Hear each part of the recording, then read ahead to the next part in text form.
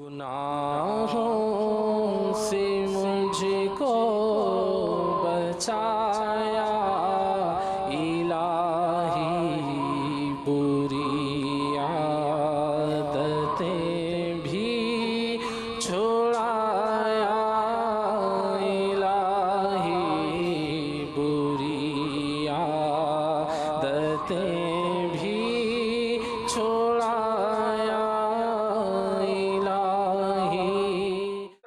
سیدنا عبداللہ بن عمر رضی اللہ تعالی عنہما فرماتے ہیں کہ میں نے مدینے کے تاجدار، نبیوں کے سردار، غریبوں کے غمگسار، روز شما احمد مختار صلی اللہ تعالی علیہ وآلہ وسلم سے سنا، آپ فرما رہے تھے تم سے پہلے کسی امت کے 3 آدمی سفر کو روانہ ہوئے، رات گزارنے کے لیے وہ لوگ ایک غار میں داخل ہوئے اور سو گئے۔ وہ آرام کر رہے تھے، اس دوران ایک پتھر، بہت بڑا پتھر یا چٹان اوپر سے پھسل کر آئی اور وہ غار کے منہ کے آگے اٹک گئی اور غار بند، اور یہ تینوں جو تھے یہ اس غار میں قیدی بن گئے، بند ہو گئے۔ جب ان کی آنکھ کھلی تو بڑے پریشان ہوئے، باہم مشورہ ہوا تو ان میں سے کسی نے کہا کہ اب ایسا کرتے ہیں کہ ہم میں سے ہر ایک اپنے کسی نیک عمل کے واسطے سے دعا کرے کہ یا اللہ میں نے فلاں نیک عمل کیا ہے، اگر تو اس سے راضی ہے اور وہ تیری رضا کے لیے میں نے کیا ہوا ہے تو اس کے وسیلے سے ہماری اس مصیبت کو دور کر دے۔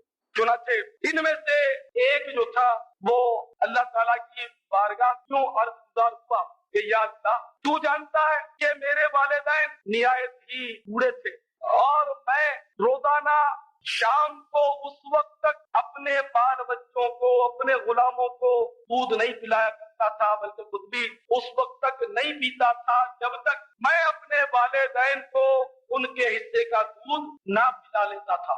اے پروردگار تو جانتا ہے کہ ایک بار میں اپنے جانور چراتے ہوئے دور نکل گیا اور رات دیر سے گھر پہنچا، دودھ بکریوں کا دھو کر میں جب ماں باپ کو پلانے کے لیے پہنچا تو میرے ماں باپ سو چکے تھے۔ اب میں ان کے حصے کا دودھ لے کر ان کے سرانے کھڑا رہ گیا، میں نے مناسب خیال نہیں کیا کہ ماں باپ کو جگا کر ان کی نیند خراب کروں، اور مالک و مولا یہ بھی میرا اصول تھا کہ میں اس وقت تک خود نہ خود پیتا تھا نہ اپنے بال بچوں کو پلاتا تھا جب تک اپنے والدین کا حصہ انہیں نہ پلا چکتا تھا، تو اس لیے میں والدین کے سرانے دیر تک کھڑا رہا۔ جب بڑی دیر کے بعد والدین کی آنکھ کھلی اس وقت میں نے ان کو ان کے حصے کا دودھ پیش کیا، جب وہ پی چکے پھر میں نے اپنے بال بچوں کو دودھ پلایا، تو یا اللہ میں اپنے والدین کے ساتھ میں نے یہ حسن سلوک کیا اور خود بھوکا رہا، اے اللہ میرا یہ عمل اگر تیری رضا کے لیے تھا، تیری خوشنودی کے لیے تھا تو اے مولا کریم اس کی برکت سے اس چٹان کو ہم سے ہٹا دے جو یہاں آڑے آ گئی ہے اور ہماری اس مصیبت کو دور کر دے۔ اس دعا کی برکت سے وہ چٹان کچھ ہٹ گئی، لیکن ابھی اتنی نہیں ہٹی تھی کہ یہ تینوں باہر نکل گئے۔ دوسرا اس طرح کہنے لگا کہ یا اللہ تجھ پر تیرا حال روشن ہے، میں اپنی چچا زاد بہن سے محبت کرتا تھا اور مجھے وہ دنیا کی ہر شے سے عزیز تھی، اور میں نے اس پر بڑے ڈورے ڈالے کہ کسی طرح وہ میرے ہاتھ لگ جائے اور میں اسے اپنی حوث کا شکار کروں، مگر ایک بار صحت نے اس کو آ لیا، وہ مجبور ہو گئی اور مدد حاصل کرنے کے لیے آخر وہ میرے پاس آ پہنچی، تو میں نے موقع غنیمت جانتے ہوئے اس سے کہا کہ میں ایک شرط پر تجھے 150 دینار دوں گا، 150 سونے کے اشرفیاں دوں گا کہ تو اپنا آپ میرے حوالے کر دے۔ وہ تیار ہو گئی۔ آخر کار حالات یہاں تک پہنچے کہ بالکل میں جو چاہتا وہ کر گزرنے پر قادر ہو چکا تھا کہ وہ کہنے لگی کہ بھائی تو اللہ سے کیوں نہیں ڈرتا اور تو اس مہر کو حق کے بغیر مت توڑ، اللہ سے ڈر۔ تو اے پروردگار میں اس پر قبضہ کر چکا تھا اور میں قریب تھا کہ گناہ کر لیتا، مجھے دنیا کی کوئی طاقت روکنے والی نہ تھی، لیکن جب اس نے تیرا نام لیا تو میں ڈر گیا اور اے پروردگار میں ادھر سے ہٹ گیا، اور جو 150 سونے کی اشرفیاں میں نے اس کو دینے کا وعدہ کیا تھا وہ بھی اس کو دے دی، اور میں نے اس کے ساتھ گناہ بھی نہیں کیا اور اس کو جانے دیا۔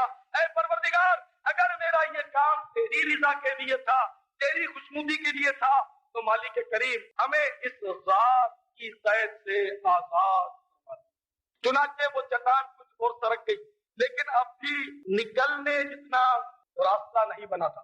اب تیسرا جو تھا اس نے اللہ تعالیٰ کی جناب پہ یوں عرض کرنا شروع کیا کہ بار الہ تو جانتا ہے کہ ایک بار میں نے چند مزدوروں کو اجرت پر کام کیا. جب وہ کام کر چکے تو میں نے ان کی مزدوری تقسیم کی, مگر ایک مزدور جو تھا اس نے اپنی مزدوری کسی وجہ سے نہ لی اور وہ چلا گیا.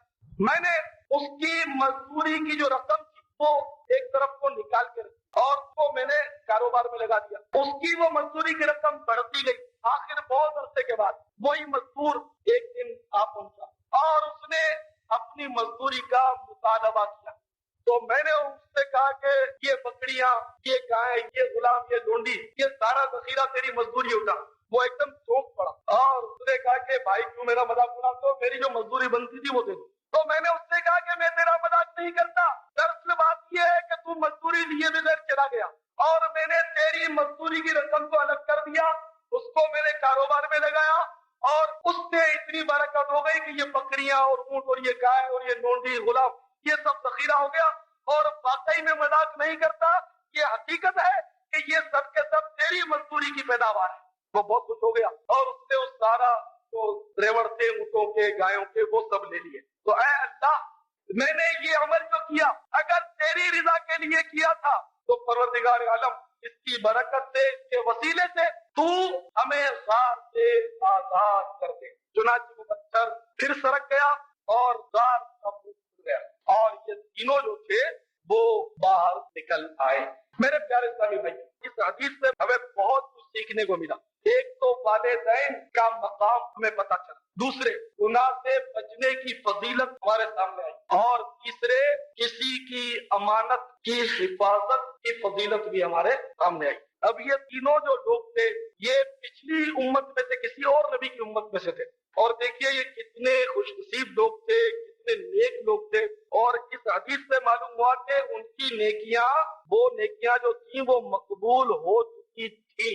اور خدا کی قسم وہ شخص بہت عادت کہ جس کو پتا چل جائے کہ میری نیکی جو ہے یہ مقبول ہو گئی, ورنہ یہ کسی کو معلوم نہیں کہ میری نیکی مقبول ہوئی تھی یا نہیں. جیسے کہ بزرگوں کے حصے میں بڑے اقوال ملتے ہیں کہ وہ اپنی نیکی کے بارے میں کبھی مطمئن ہوتے ہی نہیں تھے کہ وہ پتا چل جائے کہ ہماری نیکی مقبول ہو گئی. کیونکہ ہم لوگ جو ہیں وہ تو یہی سمجھتے ہیں کہ ہم نے کوئی نیکی کر لی تو بس ہماری نیکی مقبول ہو گئی اور ہم بڑے نیک ہو گئے. تو میرے پیارے اسلامی بھائیوں, اس روایت پاک یہ پتا چلا کہ ماں باپ بڑی اہمیت رکھتے ہیں. کئی لوگ دیکھے گئے کہ اپنی بیوی کی وجہ سے اپنے ماں باپ کو گھروں سے نکال دیتے تو ماں باپ کو تکلیف نہ دی جائے. لیکن اب چونکہ ماحول ایسا ہے کہ ماں باپ بھی بیوی کو چین سے نہیں بیٹھنے دیتے, ساس اور بہو, تو آج کل ساس اور بہو کی بنتی نہیں ہے. اس کا حل میری سمجھ میں تو یہی آتا کہ حقیقت یہ ہے کہ سب سے بنیادی بھول یہ ہوئی کہ شادی کسی نے سنت کے مطابق کی نہیں. آپ بتا دیں اگر کسی نے سنت کے مطابق شادی کی, خوب دھماک ہوتی ہے اور خوب فنکشن ہوتے, پورے محلے کی نیند حرام ہوتی ہے اور کتنے بیماروں کو تکلیف پہنچائی جاتی ہے. جب اتنے لوگوں کو ستا کر تڑپا کر آپ شادی کرو گے, ہر کھڑکی آپ نے بند کر دی تھی, رحمت کے فرشتوں کا داخلہ آپ نے بند کر دیا تھا, خوب تصویریں کھنچائی, سب کچھ. تو اب ظاہر ہے کہ اب تو وہی ہوگا جو ہو رہا ہے کہ شادی سنت کے مطابق کوئی نہیں کرتا, اس لیے بھارت بربادی کی آفت میں مبتلا. ورنہ جو لوگ صحیح معنوں میں سنتوں پر عمل کرتے ہیں, نیکی کا راستہ اختیار کرتے ہیں, ان کے گھر جنت کے باغ ہوتے ہیں. وہ بھی آپ جا کر دیکھ سکتے ہیں ان کے گھروں میں کتنا امن اور کتنا سکون ہوتا ہے, کتنا چین. تو اسی طرح جو کچھ ہم نے کیا اپنے ہاتھوں سے کیا تو میرے بھائیوں بھگتنا تو پڑے گا. یہ کیا کریں, پھر بھی ہم توبہ کرتے رہیں گے, اللہ تعالیٰ سے ڈرتے رہیں گے, تو اتنا ضرور ہے کہ اس کی برکت سے انشاءاللہ صبر کی عادت پڑ جائے گی. دوسرے یہ بتایا گیا کہ شخص مکمل طور پر گناہ پر قادر ہو گیا اور پھر وہ ہٹ گیا. اور حقیقت میں اس حدیث میں جو یہ واقعہ ہے تو واقعی یہ اس کا بہت بڑا اثار تھا, بہت بڑی قربانی تھی, آدمی سوچ بھی نہیں سکتا. کیونکہ یہاں جتنے بھی سفید پوش ہوتے نا وہ اس گناہ سے بچتے ضرور ہیں, لیکن معاف کیجیے میں نے کہا سوچ بدل گئی. دنیا سے ڈر کر بچتے, اللہ سے ڈر کر شاید ہی کوئی, لیکن یہ بہت کم لوگ کرتے ہیں.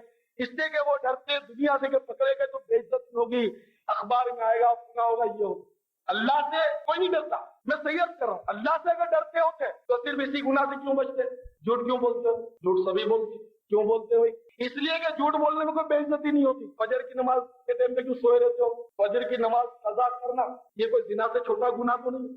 تو اگر کوئی اللہ کے ڈر سے گناہ چھوڑے وہ نماز کا قضا کرنا بھی چھوڑے گا. اچھا بدنگاہی ہر ایک کرتا ہے کہ بدنگاہی میں کوئی مطلب پکڑا ہی نہیں جاتا. فلم بھی دیکھتے, ٹی وی کا ڈرامہ بھی دیکھتے کہ یہ دنیا میں معیوب نہیں, اس کو لوگ برا نہیں سمجھتے. اور جو گناہ معیوب ہے وہ دنیا کے ڈر سے آپ چھوڑ دیتے, آپ چوری نہیں کرتے, آپ شاہوکار. اس لیے پتا ہے کہ چوری کرتے ہوئے پکڑے گئے بدنامی ہو جائے گی, تو پتا چلا ہماری سوچ یہ دنیا کی سوچ ہے. دنیا کی تکلیف سے ہم ڈرتے ہیں, آخرت کی تکلیف سے نہیں ڈرتے. اور تیسرا حدیث میں یہ نکتہ ہے کہ مزدور کی مزدوری اس شخص نے اپنے پاس نہ صرف رکھ لی بلکہ اس کی پرورش کی, اس کو کاروبار میں لگایا, اس سے خوب نفع ہوا اور کوئی ہزاروں لاکھوں روپے جمع ہو گئے, اور پھر اس نے کوئی امانت اس کا جب مالک ملا تو اس کے سپرد کر دی. کیا ہم بھی کسی مزدور کی مزدوری دیتے ہیں؟ ہم تو مزدوری دیتے کم. اگر کسی کو مزدوری دینی بھی ہے ہم تو اس کو دھکے کھلاتے ہیں, کل آ جا پرسوں آ جا. حالانکہ حدیث پاک میں آتا ہے کہ مزدور کی اجرت اس کا پسینہ سوکھنے سے پہلے ادا ہو. لیکن ہماری حالت تو آپ کے سامنے کہ مزدور کو تو اگر بھول جائے تو اچھا ہے, رقم اس کی پڑی ہو اور مزدوری چڑھ گئی ہو اس کی, اور اگر وہ بھول جائے تو اچھا ہے, جتنا ٹھہرایا اس سے کم لے لے تو اچھا ہے, اور اگر وہ بھول جائے تو ہم اس کو عرض کریں. کسی کی امانت ہم لوگ مطلب نہیں سمجھتے. جیسے کوئی چیز زمین پر پڑی مل گئی تو اس کو ہر ایک سمجھتا ہے کہ مال غنیمت, اس پر قبضہ کر لیتا. حالانکہ یہ تو بہت بڑی بھول ہے. زمین پر جو پڑی ہوئی چیز مل گئی یہ اسی کی امانت ہے جس کی گری ہے, حالانکہ یہ مال غنیمت نہیں. یا کئی لوگ جو شریف ہوتے ہیں وہ بیچارے اٹھا تو لیتے ہیں, کیا کرتے ہوں گے. تو یہ ساری معلومات بدقسمتی سے اب مسلمانوں کو نہیں رہی, تو اس لیے مطلب یہ گڑبڑیں بہت ہوتی ہیں اور بہت سارے مطلب اس طرح بھی گناہ ہو جاتے ہیں. بہرحال پیارے اسلامی بھائیوں, اللہ تعالیٰ ہمیں امانت میں خیانت کرنے سے بچائے. گناہوں سے